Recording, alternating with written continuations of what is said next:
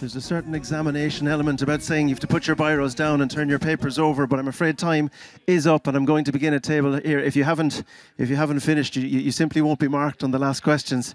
Apologies to this table.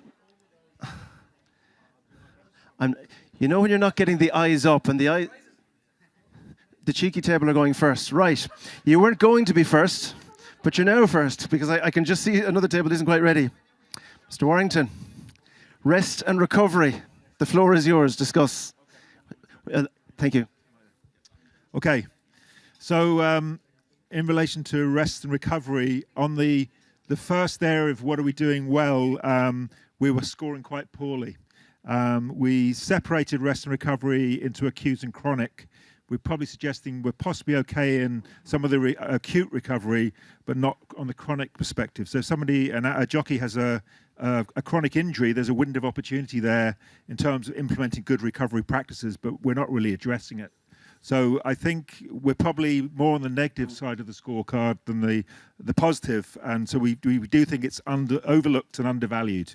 The suggestion is that the tendency when we look at recovery and rest, it's reactive responses rather than being proactive, and that comes down to the jockey's busy day. And really fitting in time for recovery. And then we looked at the difference between, say, an apprentice and a professional jockey. The apprentice could be racing somewhere and having to get back to ride out horses in the morning, so there's less opportunity for them to do that. In terms of how we can do better, I think a strong part would be around recovery protocols, education, and clearly there's things that are low-hanging fruit. Those of you who know me, we're not surprised that I'll mention sleep. So things like sleep and nutrition, they're low-hanging fruit, but we're not looking at protocols and procedures, education to help jockeys to improve in those areas of recovery.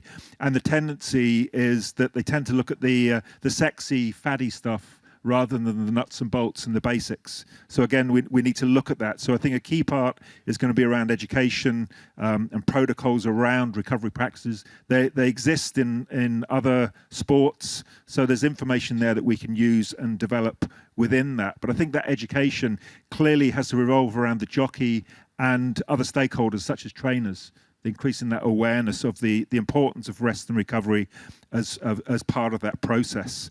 In terms of how we better align internationally, we started talking about the idea, could we create a recovery plan?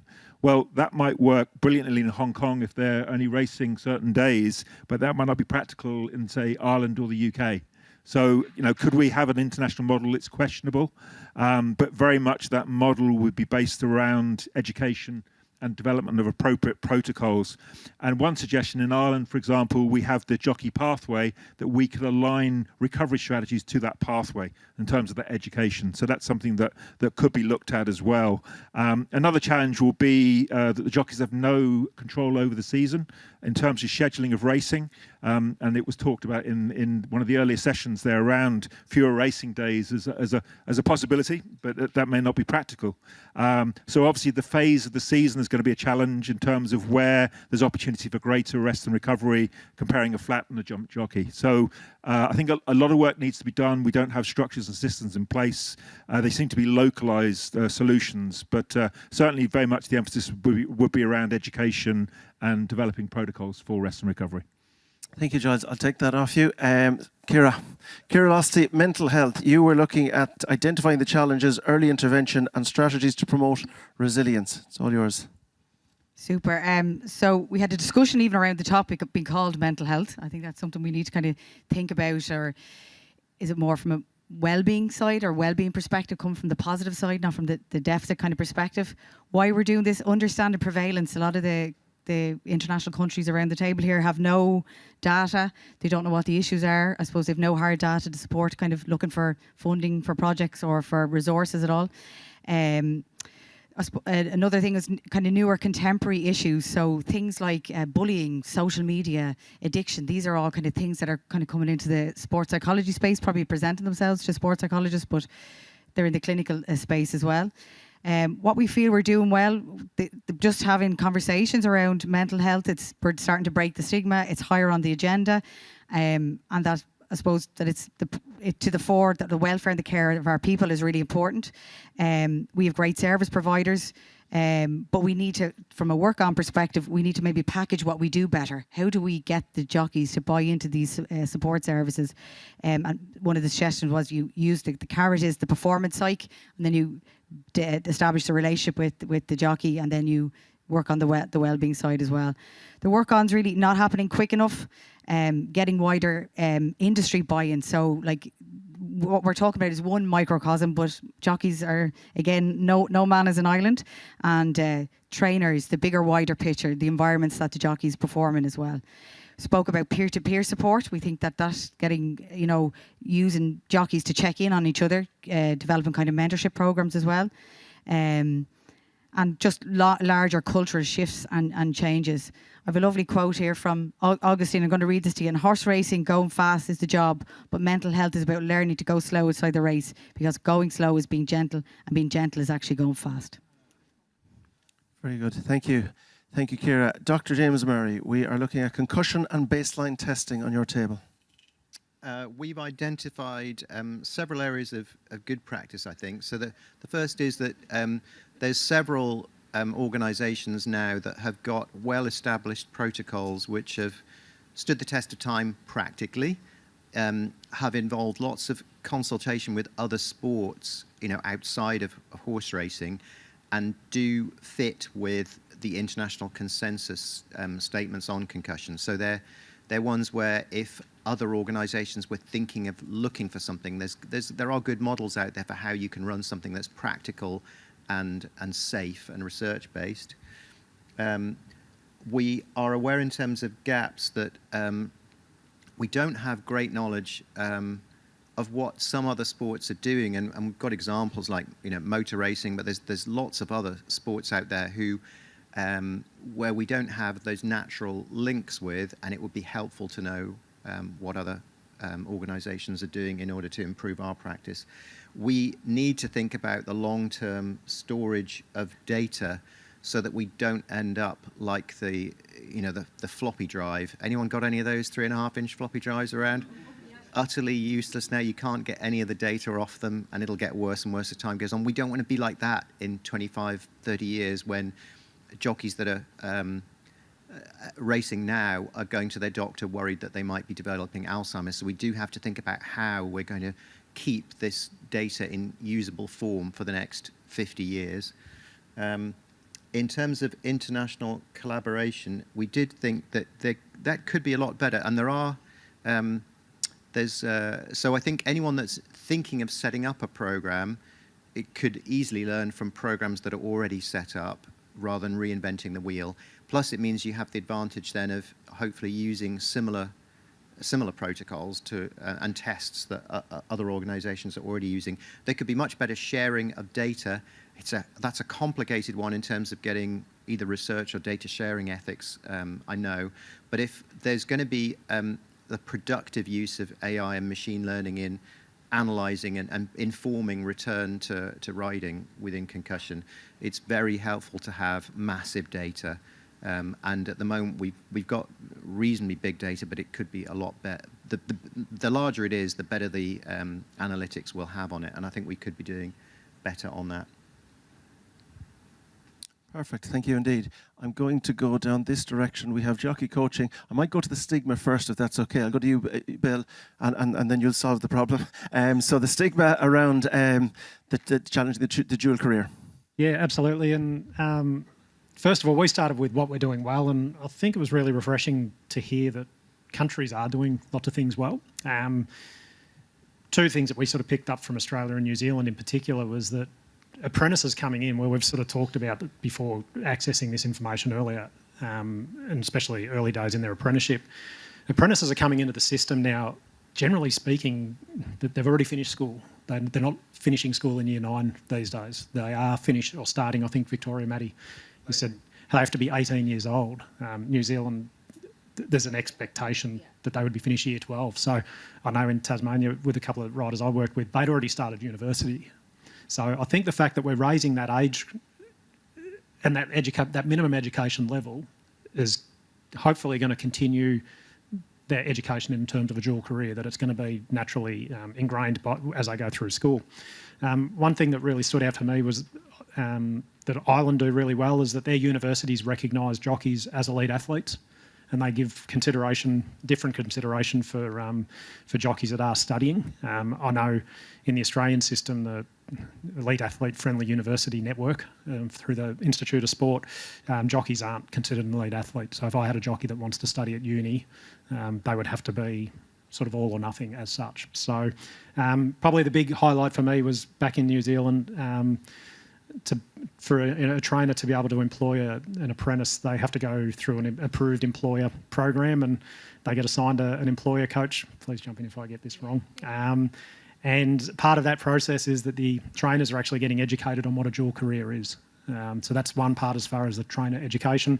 But then there's also the other side, the expectation that riders are doing something else outside of their apprenticeship. So well done, New Zealand there. Don't often say that as an Australian. No, I'm joking. In terms of challenges, look, we have to put challenges down, but I just see them as opportunities, to be honest. One challenge is the term career transition. Simple, don't use it. Don't say the word career transition or retirement. Just get it out of our language. We can still do holistic development, and career education is part of holistic development. But so is general wellbeing frameworks, and that's all part of and so is financial education. So if career development or career retirement planning is a bit of a messy word, don't use it. We know what we're doing behind the scenes. We don't have to tell them what we're doing. So, as I said, it's an opportunity. I think, and further on to that, we sort of talked about briefly the lack of understanding of what holistic development actually is, both probably as industries as well as jockeys. So I think we can do something there. Probably the biggest challenge, as I said, New Zealand's doing it really well, but the bad stigma is probably with dual career is probably more from the trainers, not the jockeys.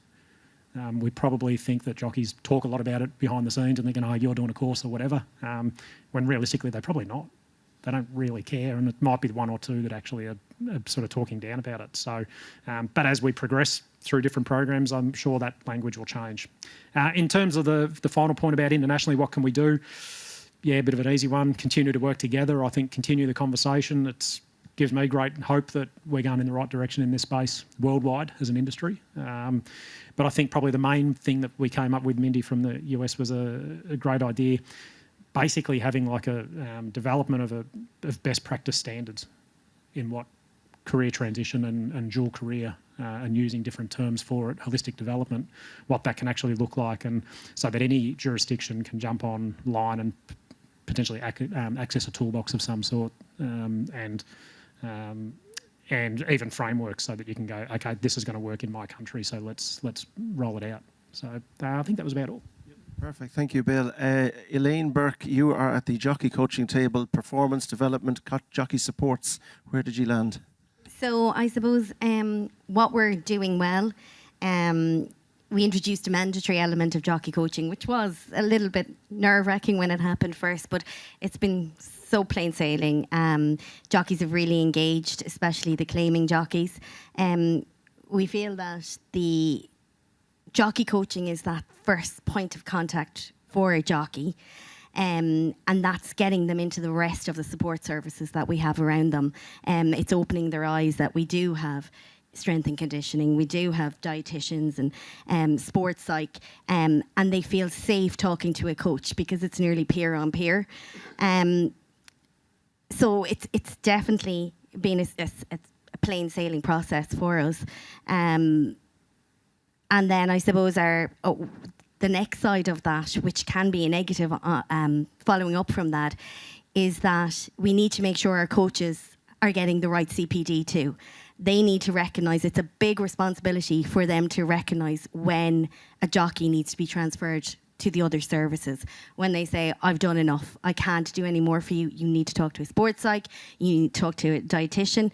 So making sure that we are constantly training our coaches, that they know the difference between mentoring and coaching. This friend thing can maybe happen, and we need to make sure that they're not telling them what to do, that they're getting it out of the jockey themselves, and the jockey is able to realise when they've made the mistake without being told. We also think there's a gap in data, how we follow up with the jockeys within coaching, how we triage them, how we make sure there's follow-ups when there's need to be follow-ups, how we make sure nobody falls through the gaps. And yeah, so that's the main pitfalls. And then I suppose internationally, there was a good question on, we all have cultural differences. So do we fully align internationally? Is that the right thing to do in every process? And if we are to align internationally, that we make sure that it's a subject that's brought up on every conference like this, that it's always to the fore, and we speak about it and we see where we can go. Perfect, thank you, Elaine.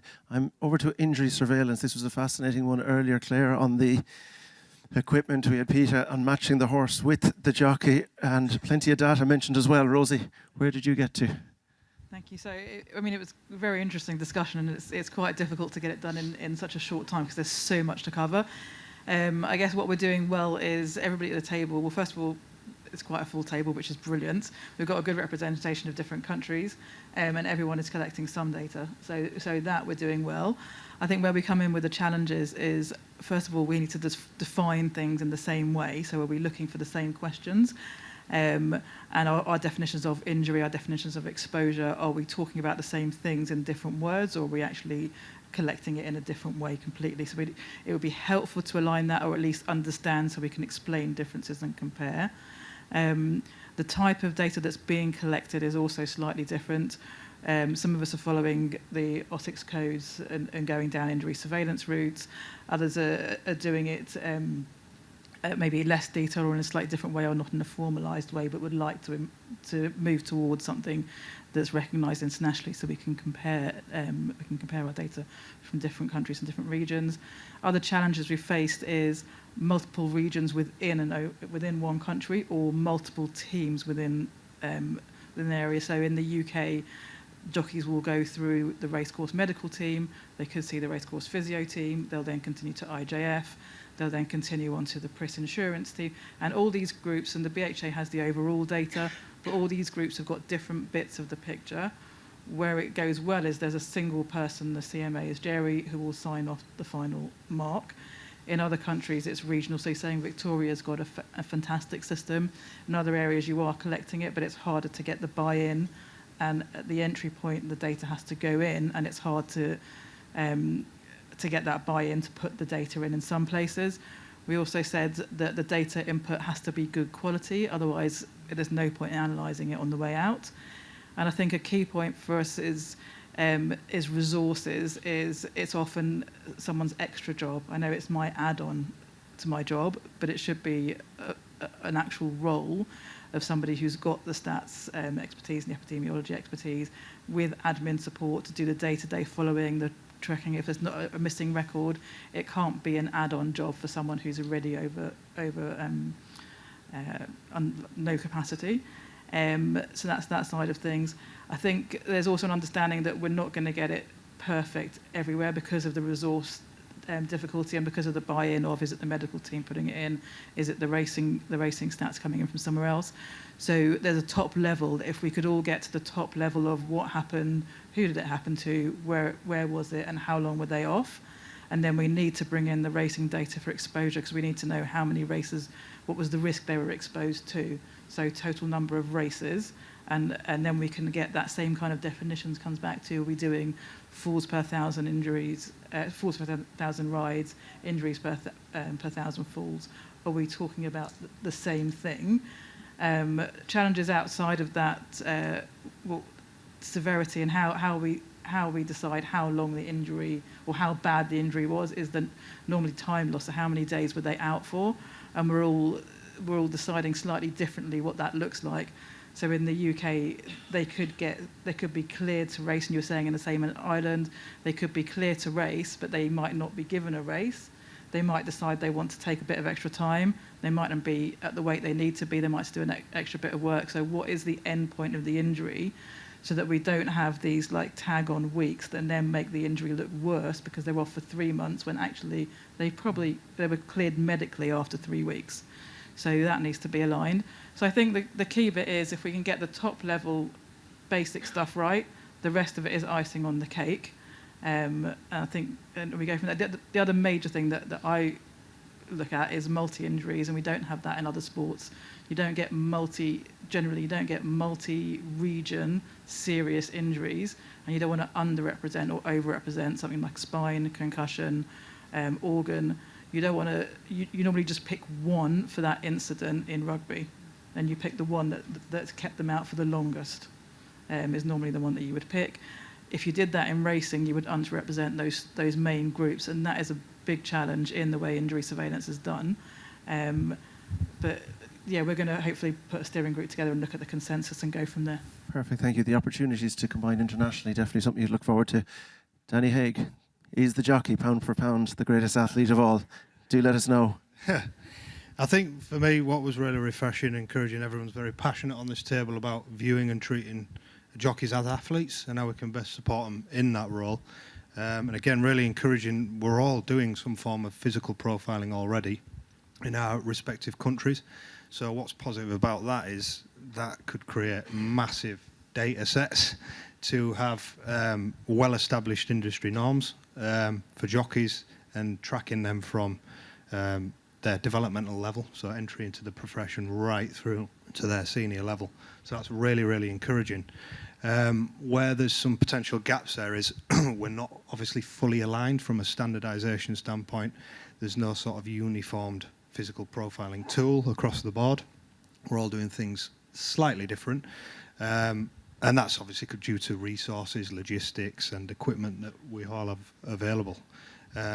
So we all thought we could potentially set up an international working group to share some ideas and collaborate on how we could potentially develop more of an industry-wide profiling tool. And then from that, we could potentially create an online database from all the respective countries. Obviously, it's anonymized data, but it's something that we could all draw from to get some established norms on all the different cohorts, apprentices, male, female, jump, flat.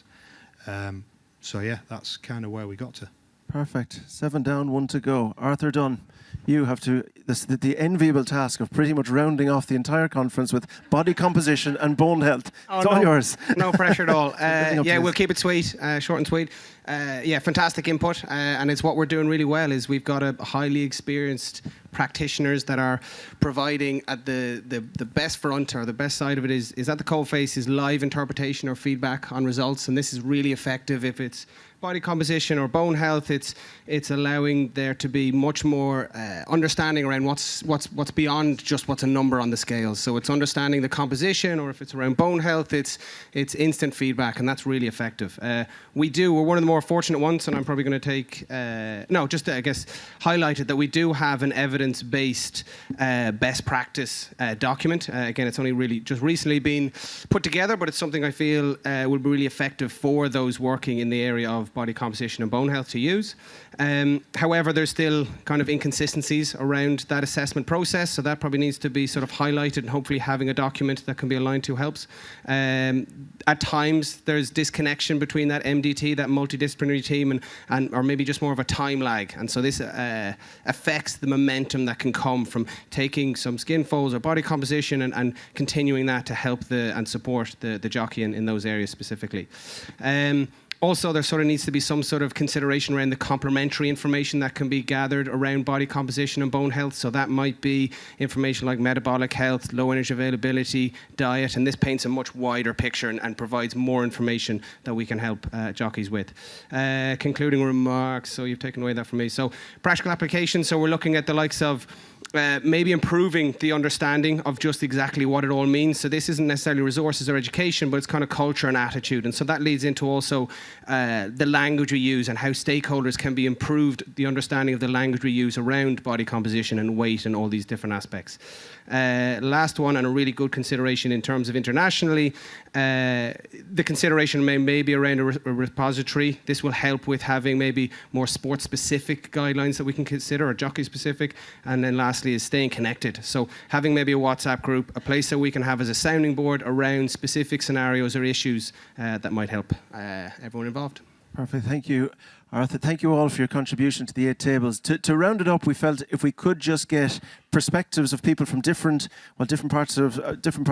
jurisdictions and from a different perspective. So what we've asked to do, just to finish us off here, the final act, as it were, Mindy Coleman from the Jockeys Guild in the US, Giles Warrington, who you've seen a couple of times through the last couple of days, and Ben Baresi from the CMO from Racing Victoria, just to give final reflections on I suppose the end of this conference is effectively the start of the next one. So Mindy, I might come to you first and take your reflections from the last couple of days with your US perspective, if you would. Okay. First of all, thank you guys for having me. Putting this conference together, I think it's an amazing opportunity for so many people to come together from all over the world to provide this insight and the abilities that we have right now. Jockeys truly are professional athletes, and I think that sometimes that's forgotten. And especially in the US, we are not held to the same level as a lot of other countries in the way that jockeys are recognized. And because of that, this provides the reiteration that they needed to be treated as such, with access to the best facilities possible in order to build their strength, as well as maintain and recover from the daily and physical stresses and injuries that are occurring. As an industry, and I say this as a whole, again, what we're talking about internationally right now, we need to encourage and make it the norm to have a balance of horse racing as well as life outside of it. I think everything that we've talked about the last 2 days comes back to not only their physical capabilities, but also their mental positioning and where they are. And as we come together as academia and management and/or representatives of the jockeys to discuss the data and research, the achievements that have been made, and the hopes of what we have in the future. I think that we need to make sure that we're also educating the jockeys as to why either new procedures are being implemented or things that we've adopted. Even when Tom was talking about the initial take on the concussion protocols from when he had his first concussion to how it evolved over the years and how he did. I think that's just one example of how we need to make sure that we're educating the jockeys that these changes are actually being done for their benefit. And I think it's the way we're approaching things, whether we're saying, eliminating, this is your retirement or career transitioning or ending, but that this is an opportunity for you to have a different aspect in your life. And the way we're approaching it with them, I think, is something that we need to do so that it encourages them to be a part of the process. I think that what Keith said was a prime example of that. He was wanting to just kind of end his career. He was thinking how he was going to do and nurse this injury. And then all of a sudden, when it was presented to him in a different manner, he took a hold of that and helped him recover it and continue to be on, continue to have that competitive streak that he obviously has now. And then this is the last thing I just want to say, especially in the US, there's such an emphasis on the horse and the injury and the protection of the horses. A lot of times the jockeys are simply secondary, and that was indicated in what Michaela was saying in her presentation, that the jockeys don't really believe that it's being done for them or the safety and the welfare is for them. I think we have an obligation, while we have an obligation to the horse, we have an obligation to the human athlete, and this conference honestly reiterates that the jockey's significance, and it helps us to come together as a think tank, and for us especially too, it provides some sort of reinvigoration, we're constantly hitting these negative things, and this conference serves a purpose to invigorate and see what South Africa has done, hear what New Zealand's doing in Racing Victoria with their apprentice programs, and I think that this just helps us what we can do to go back to our own countries and see what we can be done for the jockeys based on what we have at our disposal and what we can create. Thank you. That was my quick. No, thank you. Sum it as best I could. Giles, Hong Kong 25 isn't your first conference, but give us your perspective, having seen more than one. Well, I'd say I go to a lot of conferences, and this is one of the best conferences I've ever been to anywhere, not just horse racing. So, and I think that's very much around the content, the organisation, and you need to take a lot of credit as the chair of the conference, so very well done. Obviously, Sarah Jane and Jen and the rest of the organising committee, and also the delegates. I think everybody's been open, sharing lots of good discussions. So that would be the first point I would have. I'd then look at 3 Cs that really came to my mind were the connections that were created through the sessions, outside of the sessions, and I'm sure there'll be more connections tonight, the conversations and the collaborations. And I think there's real evidence of relationship building within the process. Going back to connections, I think Mo Salah probably wouldn't agree with me, but perhaps being on the bench is a good thing. He's not agreeing with many people recently, Shaz. Yeah, so that would be that one. I thought bite size was brilliant. So I go to a lot of conferences, as I said, and you're sitting in sessions, they're long, and you're trying to tease out the little gem. I'm going away with a treasure chest full of fantastic nuggets from the conference. So there would be a couple of things. Just on a lighter note, I learned that John O'Reilly was the Sky Sports player of the conference, but I think that was a hometown decision, and it's going to go to VAR. I like to think so. And my last is a recommendation perhaps to you to never facilitate a session when your partner's in it on the panel. You say it as if I had a choice. Anyway, I think one of the big successes of the conference by far is the fact that we brought the Aussies and the New Zealanders together. So, Ben Baresi is the Chief Medical Officer of Racing Victoria. Your final views on the last 2 days? Very tough being the last speaker, but has anyone noticed that the Ashes are on at the moment?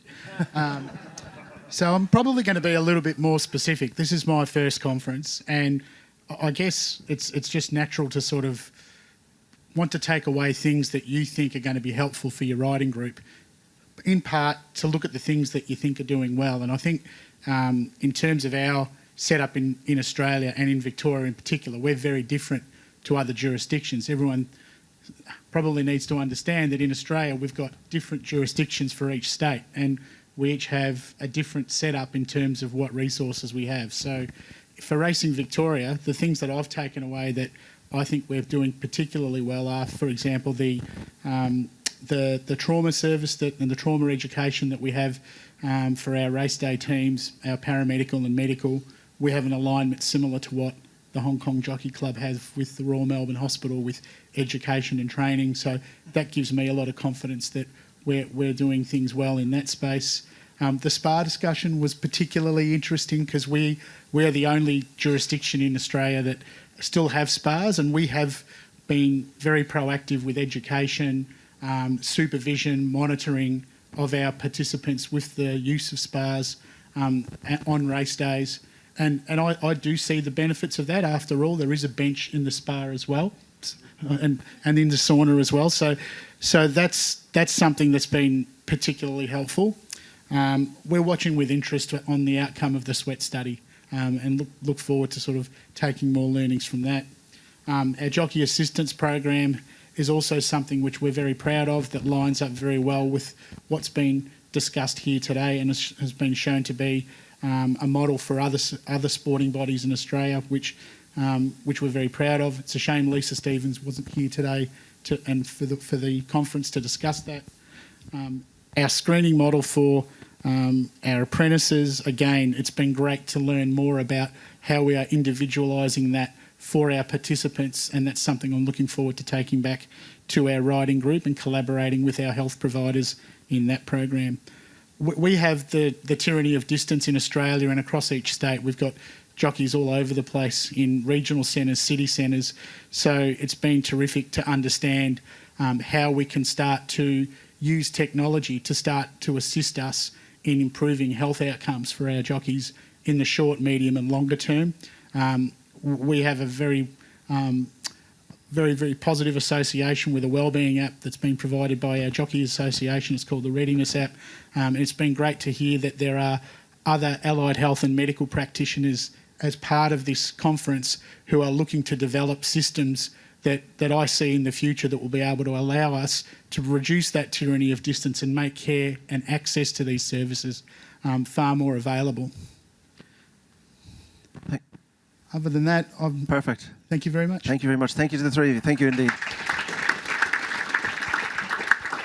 As I mentioned earlier, slides and the recordings and probably a survey to sort of feed into what we have learned and what we can go into the next one will be sent to you if and only if you go outside for the team photograph. If you don't go outside, you won't get it. So we do need you outside immediately to make the bus. So the final thing we're going to do is call the chair of the ICHSWJ Health and Wellbeing Committee, Dara O'Loughlin, for the final comments, and then we are outside for the picture and downstairs for the bus. Dara, it's up to you to take it home. The floor is yours. Thank you. I will point out, I cannot possibly finish on time now, Richard, can I? Thanks, Richard, and thank you for drawing out that lovely discussion at the end. I always like to hear reflections, and there are 3 contributors there, reflections on a conference. I think we probably all have very similar reflections. I know for me, I agree with Giles very much that this has been quite an extraordinary conference. I've attended a lot of conferences in a lot of beautiful cities around the world on various topics, and this has certainly been one of the best in terms of the engagement as well as the content. And that's because of the people who are here. You know, it's not just because of the program, although the program was fantastic, but it's because we've had vibrant and meaningful exchanges between people who actually really care about what we've been talking about, care about the health and the safety and the well-being and the future of jockeys all around the world. I want to thank you, Richard, for drawing the discussions out so nicely, with all due respect. We've had experts in medicine, nutrition, law, psychology, and performance, not just the presentations, the posters outside. I thought the posters were excellent. I got a lot from those. We've learned about innovations in simulation training. We'll all be sticking lights around our beds when we go home. Return to ride protocols, weight management. There's so much more to these topics than maybe I might have realized before I came in. There's a depth to these topics. Concussion recovery and the importance of recognizing concussion, and to our crash test dummy down there, Tom, the importance of admitting to your concussions. The career transitions, which I think now we're not going to call transitions anymore. We're not going to call it retirement. Before that, I remember listening once to a professional rugby player back in Dublin. He'd been one of our most prominent rugby players. He's a neighbour of mine in Dublin, Rob Carney, and he said it's like dying. When you give up professional sport, it's like dying for the first time, practicing for the second time, because he lost his identity. He's a multi-millionaire entrepreneur. He owns some of the best bars and pubs in Dublin with his friends, but he still lost something really, really crucial to his identity. And I think we, now that with the insight, and your insights here were fabulous on that, have an opportunity to help people not suffer that first death, just suffer the second one. We've challenged some assumptions here as well. We didn't all agree on everything all the time. I think that's really important, because if we all agreed on everything all the time, either we'd all be right or we'd all be wrong, and we know we're not all right. We've had openness in our discussions across the disciplines, across the jurisdictions. We've had candour, humility, curiosity, a genuine desire to learn, some humour. And all of this will carry the momentum beyond this conference into the future. For some of us, there might just have been one little nugget.